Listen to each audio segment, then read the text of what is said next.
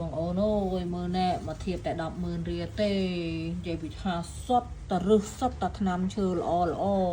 ជាមួយនឹងស្រារបស់យើងស្រាសក់បិទអង្គសុទ្ធចាក់ស្រាចូលមកអាហ្នឹងត្រាំកាន់តែយូរបាយឆ្ងាញ់អាហ្នឹងគឺថ្នាំកូនខ្ចីទេបងអូនប៉ុន្តែនាងខ្ញុំកូនខ្ចីពី3ឆ្នាំហើយប៉ុន្តែនៅជាប់ចិត្តរសជាតិក្លិននឹងត្មងมันអាចបំភ្លេចបានរសជាតិហ្នឹងគឺថាអែមតែម្ដងហើយយើងដាក់អាហ្នឹងមកយើងមានទឹកឃ្មុំទៀតអញ្ចឹងបងប្អូនដែលចូលចិត្តផ្អែមអីគឺអាចលាយជាមួយទឹកឃ្មុំប៉ុន្តែជាទូទៅគឺយើងហាមទឹកឃ្មុំបាន1លីត្រតែបងប្អូនអត់សូវចូលចិត្តផ្អែមយើងដាក់ត្រឹមតែកន្លះលីត្រអីបានហើយអញ្ចឹងមកធៀបហ្នឹងទូទៅគឺយើងដាក់តែសេ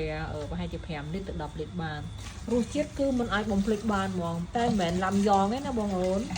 អាហ្នឹងគឺសម្រួលតសៃតសងល្អមែនទេវាថាក្លិនហើយនឹងរសជាតិវិញណាបងប្អូនខ្ញុំពិបាកប្រាប់បងអូនណាបើនិយាយទៅថាឡាំយ៉ងប៉ុន្តែមិនមែនឡាំយ៉ងទេពេលដែលយើងញ៉ាំវាមកកូនគេទូចទៅ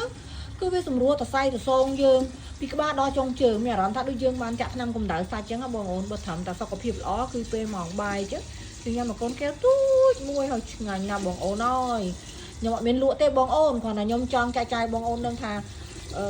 ធៀបហ្នឹងគឺខ្ញុំផ្សំពីខាងអូអាស័យមកខ្ញុំផ្សំតាមពីខ្ញុំកូនទី1កូនទី2មកតែឥឡូវអត់មានកូនទៀតទេគ្រាន់តែខ្ញុំចង់ញ៉ាំវាដើម្បីសម្រួលតសៃតសងអញ្ចឹងណាបងអូន